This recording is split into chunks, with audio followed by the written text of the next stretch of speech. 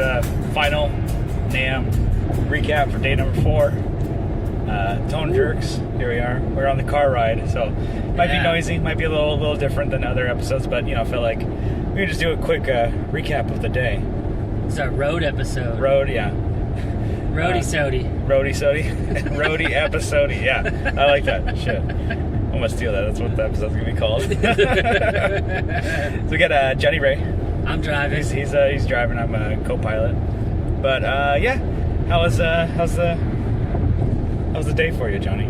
Nice and quick. My feet are hurting. Dogs are barking. Yep, they've had it. And started off pretty late. I think we got there at like 11. It was quiet. There's nobody. I don't know. I've never been there on a Sunday, but I've heard so many conflicting things that I'm like, well, I just gonna have to find out myself, because people are saying like, oh no, it's the craziest day because it's a public day, and then people say it's not. The public can't just buy tickets and enter. There wasn't really that many people there. It was cool. I figure if you're gonna go to NAMM, Sunday would be the day.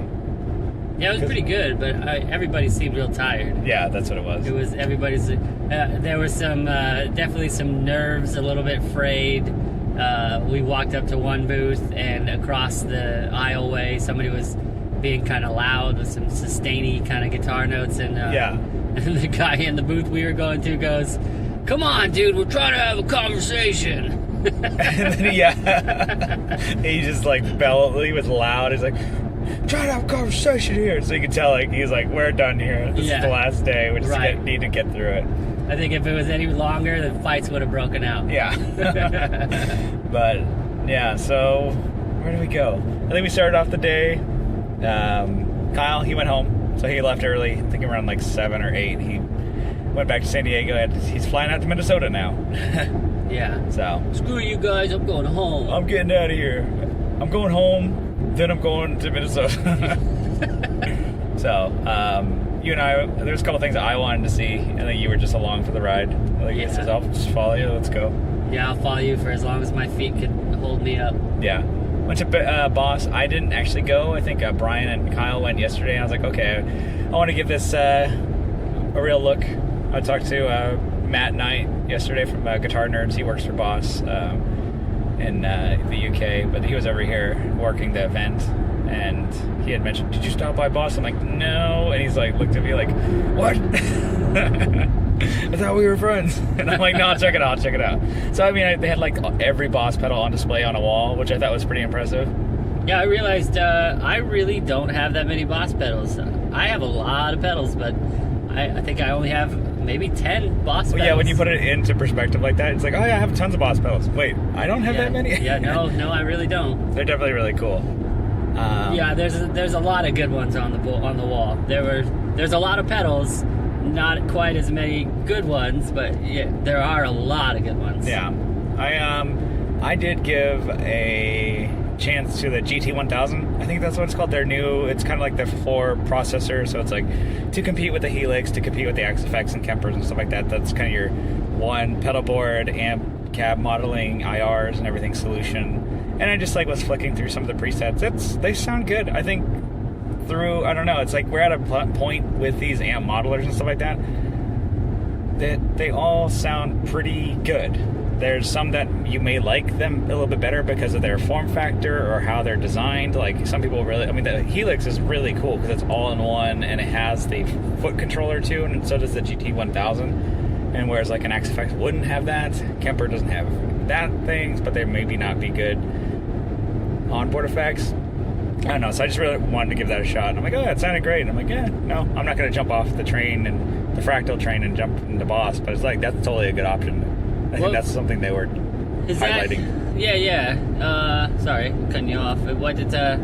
Is that what I was playing? The bass one? No, you were doing a really smaller version of that, like a cheaper, smaller version. Okay, yeah, it was. There was a few. Okay. It sounded like shit, right? That's what we're getting at. I'm trying to be nice. There were a few settings that were pretty cool, but it was just not that convincing. It was. Yeah, I would never buy it. But they did have a bass. They had a bass, so I was obligated to play. Yeah. So if a guitar booth has a bass, I'm obligated. Give it a shot. Yeah. let's see, where else did we go? I think Rainger. Yeah, we went to Hall D because we wanted to see a couple. I think we wanted to see Balaguer and stuff like that. But along the way, there's Rainger, and I'm like, okay. Every time we went by his booth, he was crowded with people, or he was at another booth or whatever. And I wasn't gonna just like grab his guitar and just try out his pedals without him being there. Right. So like he was either next door talking to somebody. I'm like, I'm not gonna bug him. Like, hey man, and I was okay, cool.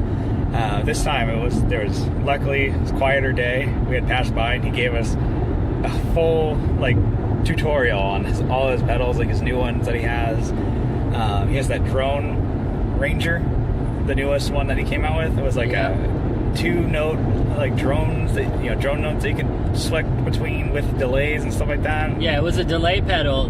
Basically, it was the heart of it was a delay pedal, and then you could add in some drone. That's what it was. And there was two different pitches or tones or whatever, and you could mix the two in independently. I think he said. He told us so much that I don't remember everything he told us. I mean, he was going through his thoughts on when he was designing stuff and how he uses the pedals with his live band, and how at one point he was talking about how excited about the Reverb X, which he's had out a few years now, but it's like it does a gating thing where as soon as you stop playing, it cuts the reverb, cuts the signal. Yeah. It's really cool. He said he was shaking with anticipation. Yeah, to bring it to band practice. Yeah, which I was like, God, that's really cool, because he's a regular dude who gets super nerdy, excited about playing his stuff and playing in a band with his stuff, and like, he's like, I don't know, he was saying like each one of his like pedals, it's like, oh, you can do these different things in a band sense, which that's what he thinks about. Yeah. Which is not like, oh, can I just build this thing? I'm like, oh, is it going to work and is it going to be useful? I'm like, when can I use it? So I really liked all the stuff. And then the other new one for NAMM was he does the Frankenstein, the chop fuzz. But the Frankenstein was one that he already had, or Freakenstein maybe it's called. Yeah, Freakenstein. And then so now the one for NAMM this year is that he added a square wave tremolo, and he calls it the Freakenstein chop or Choppenstein. The Freakenstein chop fuzz. Yeah, and it was really cool too. I really liked the cool design. I mean, the artwork in it, like the design itself is like. Yeah, he's got a throw switch on there. Yeah, like straight out to turn it on. Yeah, straight out of the Frankenstein movie. Yeah. And it's funny because it's out of the Frankenstein movie, but it makes me think of Young Frankenstein by Mel Brooks. Yeah. And I just go, doopa doopa, and it's Igor. Movie Young Frankenstein scared the hell out of me. Did it? No, it was from The Simpsons when he's driving. Homer is limo driver and he picks up Mel Brooks. He's like, "Oh, you're Mel Brooks. Oh, your movie Young Frankenstein scared the hell out of me." It's a comedy. Yeah. Anyways, yeah. Great movie. That's good. And he was just like going through. I'm like, well, while you're here, can you show me like the bleep, that one? It just, it's like a bleep buzz, like. Yeah, as it sort of gates as the signal fades, it brings in these sort of R2D2 bleeps. Yeah, and bloops. yeah, and then you can just like the whole thing like lights up as you like turn the knob. It's like boop, boop, boop, boop, boop, boop, and I'm like, dude, that's just a cool noisemaker deal, and like the form factor of most of his like mini pedals is really cool, because you can just like, if you wanted to have that crazy cool effect, it's a solid, high quality made pedal that's mini, and just stick it in the corner. I'm not going to use it all the time. Yeah, and you got one of those. You got Echo the Echo X at Christmas. That was definitely one that I went, I would go home with that. Yeah, it was really cool. So that was that. And he had he had like a weird little plate that tied all four of his pedals together into to make a little it like mini pedal board. It's like the size of a Strymon Timeline, but all his mini pedals. So it was pretty cool. Yeah. I don't think that was something he was marketing, but I think you could. Yeah, maybe you could buy it. I don't know, but he had them on display like that. And then we stopped by Stringjoy. Wanted to say hi to those guys, and then they had greenhouse effects. I was like, I definitely wanted to check out some of their pedals that they had over there. And to me, I'm like, the Deity, I think was what it was called. It was like this, like, yet again, like these reverbs that are like packing a lot of punch for their size, like upper octaves, lower octaves. It reminds me of like Kyle's like really into like the reverb with descent and it has the octaves and like, oh yeah, you can just do it, blend them in and like, it's this like super spacey, huge thing. And so a really cool newer pedal company for me that I've just started checking out. So there's reverb is like the hot effect these days. Yeah. Like, I wonder what the next one's gonna be. Yeah, I don't know. That's what I'm like. I haven't been able to pick up on trends this year. Maybe I'm not because I'm still in it. I don't know what the trend of like pedals are currently. At least the ones that we saw at NAMM.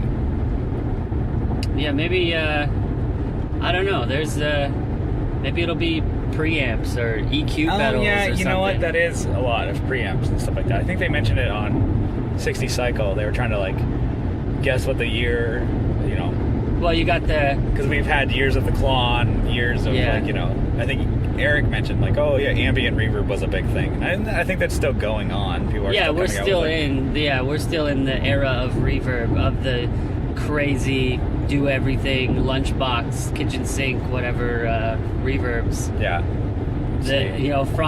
From subtle and ultimately usable to insane, and who the hell's ever going to use it? My subtle ass pedal. Yeah. You better enjoy it, like all those subtleties of it. And then lastly, I think it was like wanted to see Balaguer. So it's like a company that I have heard about on the Let Him Hear podcast. Adam Rohr plays them, and then he's had them on his for an episode, and they do really cool stuff. You can they're big on your make your own or choose your own, build your own type thing on the website, so you can mock up these designs and like, I'm gonna have a pink guitar, I'm gonna have roasted, I'm gonna have this type of headstock, I'm gonna have this, and like it's really fair price too. It's like you can do like super custom crazy stuff for like maybe $1,200. Yeah, I was impressed by the. They had one giant guitar, like a Fire or Thunderbird. Oh, it was the Hyperion. So that's Brian Fluff Bruce, the guy from YouTube. Yeah, I don't know who that is. It's like an RD. Okay, yeah. It's kind of like that shape. Huge. Yeah, it's a gigantic guitar. I'm like, oh yeah. As a bass player, that appealed to me. It felt, well, I didn't pick it up, but it looked like it would feel right on me. Because when I play guitar, I feel like I'm playing a toy. Yeah, because you're so used to bass. Big, giant. I like the big basses. Like that grabber. It's a big bass. It's awesome. So yeah, little guitars they feel like toys with too many extra strings for me. Yeah. But I think that was about it. Got to check out some of those, and I really like. They had a couple Evertune Balaguers. I don't remember which models, but yeah, that was kind of it. And then we just said goodbye to everybody. Yeah, ran into people, and hey, see you later. Now we're on the road. Gave them hugs and kisses. Yeah. Was pats on the butts. Yeah, it's a good time. So, yeah, thanks to everybody we saw at NAMM, and being cool. I think that we didn't run into any dickheads. like no, just me. Yeah, we were the dickheads. We were the ones at somebody's booth. So if you ran into a dickhead, it was probably one of the three of us. Yeah, somebody saying something wildly inappropriate. That was probably me. Once again, overstepped the boundaries of good taste. I live on the other side of it. Live on that boundary. I'm on good behavior when I'm on the mic. Yeah, but no, that was good. It was I think that's it. Thank you, Johnny, for coming along, and thank you guys for tuning in. Yeah, thanks for having me. This is a lot of fun. Yeah, we'll get this one out, and then we'll see what Tuesday is, if we put out an episode or not. But all right, see you guys next time.